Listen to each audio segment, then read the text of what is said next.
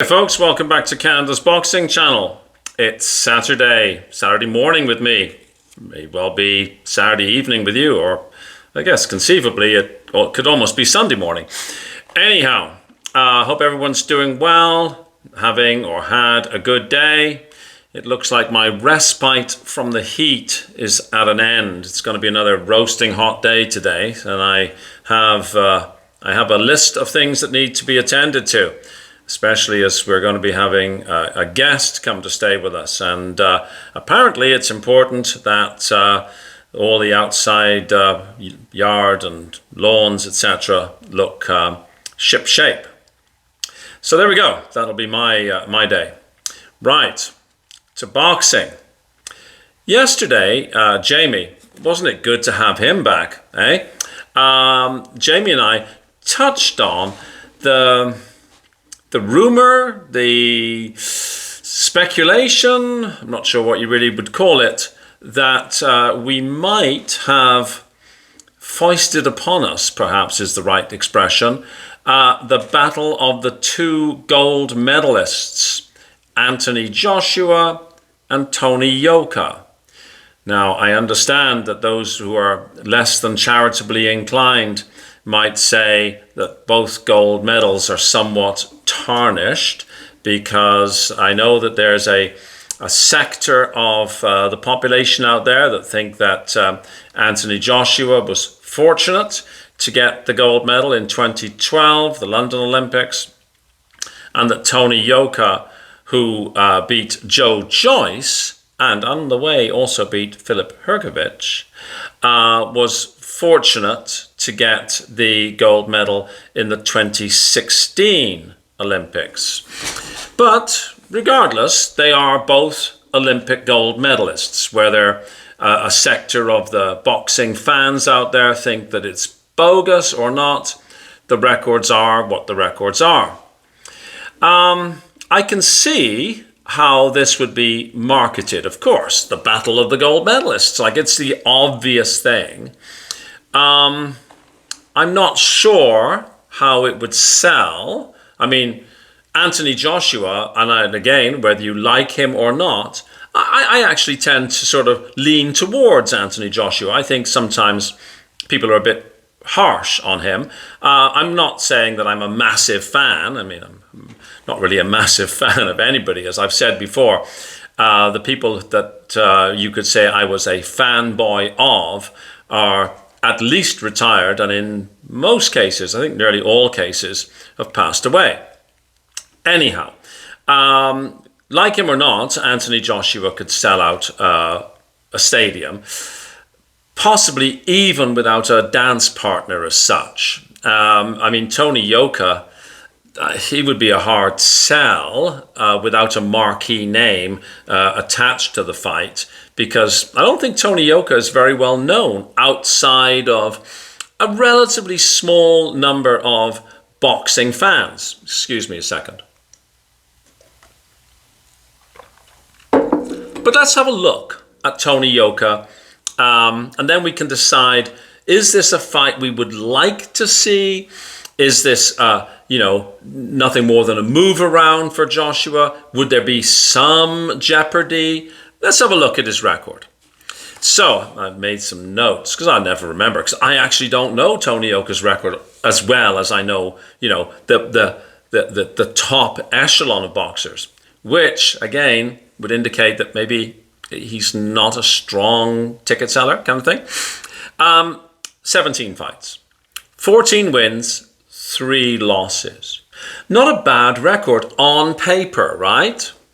It requires a little bit more analysis. He's certainly a big fellow.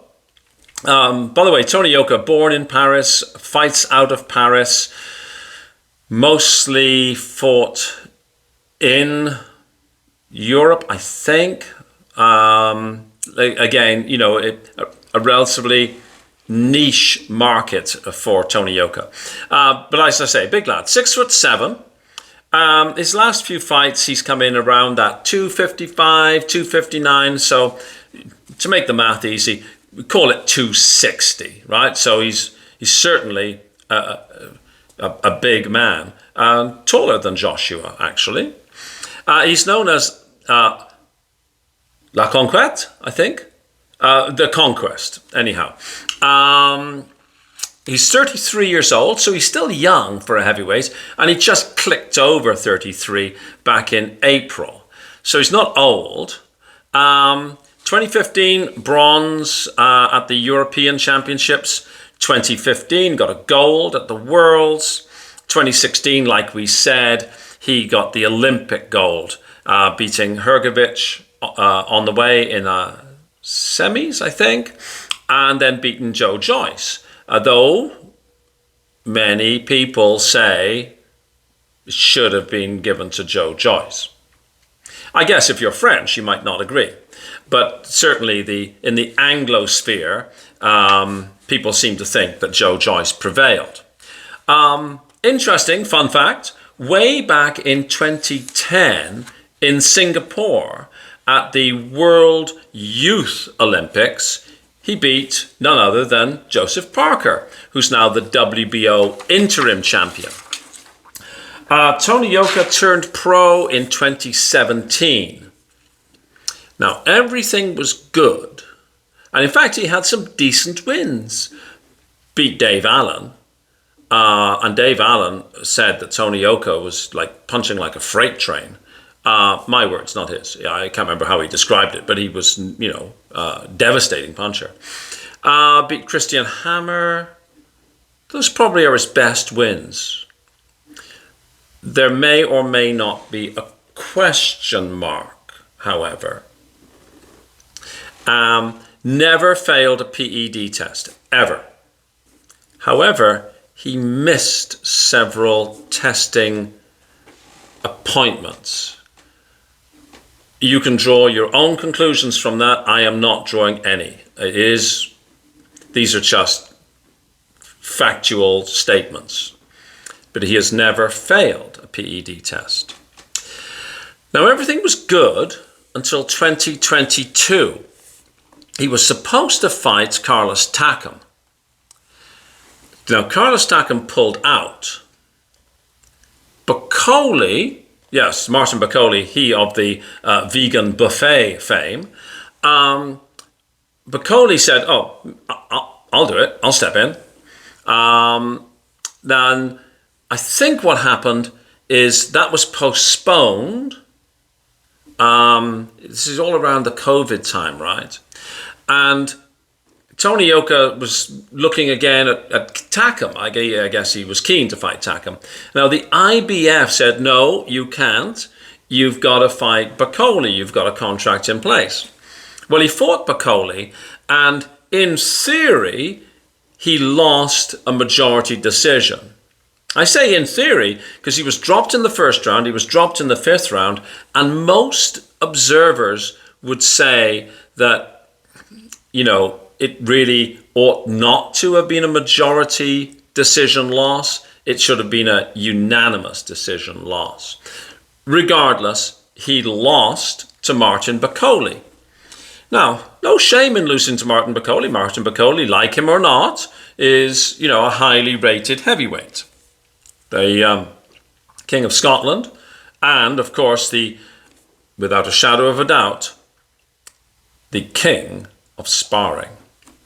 Now that fight took place, his loss against Bacoli, in May of 2022, May the 14th to be precise. And then he lost to Carlos Takam, and then he lost to the Belgian former cruiserweight champion Riyad Murthy. So 3 losses on the bounce. Now, especially today in the modern world, those 3 losses on the bounce really sets your career back, right? Well, he's been rebuilding, and he's had a few wins since then. But wins against opposition that really isn't worth speaking of. But to be fair, that's how again the modern world works, right? You have these relatively easy comeback fights. Now, Anthony Joshua, of course, 28-4, lost to Ruiz, lost twice to Usyk. No shame, right? Losing to Usyk. And he avenged his loss to Ruiz. And then Daniel Dubois. And I'm at a total loss to explain, pardon the pun, the loss to Daniel Dubois. I commented on another YouTube channel, Sporting Audit, a good channel, by the way, that, I shake my head because Anthony Joshua had no game plan. Like he came in with chin out and hands down, and I don't know, it was like he tried to lose, getting up every time. I mean, Anthony Joshua, and again, I'm going to just go off on a bit of a tangent here. People who say Anthony Joshua is, chinny, bad, blah, blah, blah, blah, blah. He got up after being dropped by Dubois right on the button. And Anthony Joshua kept up. My English is terrible. He kept on getting up. Contrast and compare to Daniel Dubois, who seems to have no problem rising unless the referee is counting. Anyhow, he lost in spectacular fashion to Dubois. So he's looking to come back. But Tony Yoka, I can see how it would sell to that sort of casual audience as the battle of the gold medalists. But the problem is, as I said earlier, Tony Yoka doesn't have any name. So this would really rely upon the selling power, the drawing power, if you like, of Anthony Joshua. If they fought, well, one would strongly suspect that Anthony Joshua would win. I'm seeing a qualitative difference between the two fighters. Is Anthony Joshua shot? I don't know. There are people who I talk to regularly who say, yeah, he's done. Stick a fork in him. And there are other people who say no. Like, look at the way he performed against Dubois. Even though he almost tried to lose, he kept on getting up. And to be dropped by Daniel Dubois, does that mean you're chinny? I don't think so. I think if Daniel Dubois hits any heavyweight the way they hit Anthony Joshua, that heavyweight's going to go down. And then the question is, can they get up and recover? There's a question mark about AJ's recovery, and compare and contrast to Tyson Fury, who seems to have, magical powers of recovery. Although he goes down easy enough, then he bounces up, right? AJ goes down and then is wobbly, right? I would strongly expect Anthony Joshua to and I would imagine that he would be the prohibitive favorite in a fight with Tony Yoka. Is Tony Yoka a worthwhile comeback fight? Well, I guess so. I mean, it's better than sort of, peering way, way down the ranks and having one of the Mike Bologans of the world come in as a sacrificial lamb. No disrespect to Mike Bologin. Would I want to see it? No, actually, I don't. Because what I want to see is probably what I'm not going to get, and that's Anthony Joshua and Tyson Fury. Failing that, I'd like to see Anthony Joshua and Deontay Wilder. This is purely because of my ADD neatness thing. End of an era, put a period at the end of the full stop, put a period at the end of the sentence. Failing that, I'd like to see AJ in against another top 10-ish type fighter. But I guess he's got to have a confidence builder, I guess. Although, I mean, again, this is a modern era thing, right? Where people seem to need these confidence builders, which, of course, they sell tickets for. But, yeah, I don't know. Let me know what you think, because I kind of already know what I think, and it's kind of boring just, thinking about my own thoughts. Let me know what you think. Do you think that there's any merit in seeing Tony Yoka and Anthony Joshua? Do you think that if they fought, Anthony Joshua would prevail, or do you think it's risky? And I guess then the question is, if you think Tony Yoka is risky for Anthony Joshua, is there any point in Anthony Joshua fighting anybody? I mean, like, risk is important. It is what makes boxing interesting. Like a no-risk fight.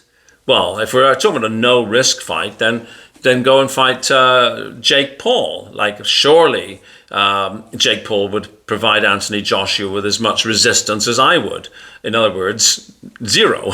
But, you know, do we want to see that? Or do we want to see something like, you know, Anthony Joshua and Efe Ajagba? That to me has got a nice ring to it. You know, like I kind of like that fight.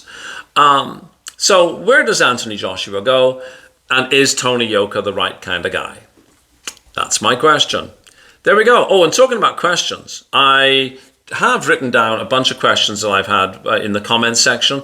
I am going to get around to doing a, you know, response to these comments video, but I think that I've got to go and run a chainsaw first. So I will talk to you later. Please like, please share if you can, please subscribe if you would like to. But most importantly, thank you for watching and have a fabulous day wherever you are. Cheers. Bye-bye.